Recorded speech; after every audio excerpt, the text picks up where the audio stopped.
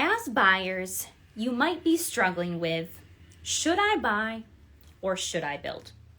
Currently, it is March of 2022, but times are always changing. So if you are watching this in the future, it could be different. So I encourage you to check in with me.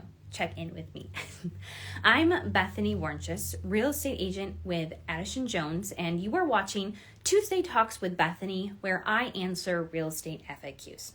So currently in the buying world, we are seeing a lot of bidding wars. We are also seeing homes go over asking more often than not. So this makes buyers ask, should I build instead?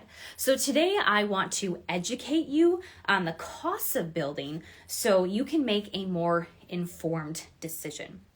So on the low end, with no upgrades, the basic, no special quality finishes, it's going to be about $200 a square foot right now.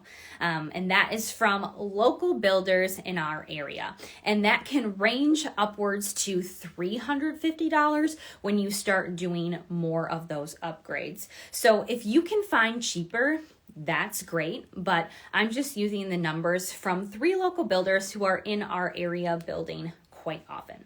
So let's do some math. Say you decide to build a 1,600 square foot ranch, 3 bedrooms, 2 bathrooms, no finished basement.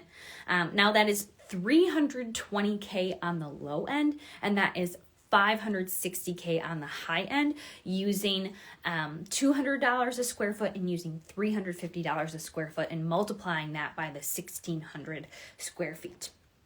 What's really important though for buyers to understand that this is just the cost of the house itself and not anything else. So what is everything else that is going to cost money on top of that $320 to $560K? Well, what's really important is that you buy your land, and your land could be $20K to $100K, or it could be even more than that. It's going to depend on your acreage, your location, the type of land that you purchase. You also need to budget if you buy a piece of raw land. So where you are going to need a well and septic in the country, and have you budgeted $30K plus for your well and septic. You also are going to need to hook up to utilities. So in the city, everything is kind of there. It's a lot easier and cheaper to do it. But once you get out into the country and say you are out in the middle of nowhere, where does that electric line stop?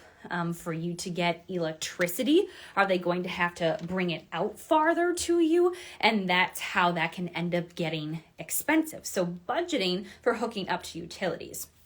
So in today's market, even with all of these bidding wars going on and houses going way over asking price, building is still likely to cost more than buying.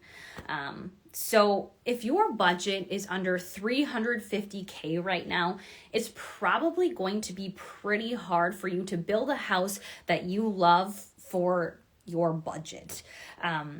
But if it is in your budget, then building is a great option. And here's why. When you build, you get exactly what you want.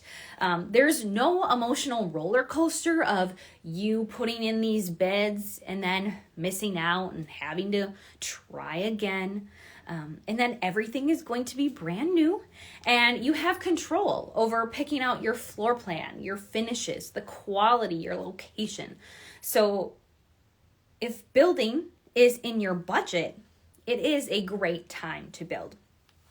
Next time I come on to chat, I am going to talk about what's involved in buying land to build on, because I think a lot of buyers don't necessarily understand that you don't just buy a piece of land and put a house on it. It is more complicated than that. There's a lot more involved in that, a lot more to it.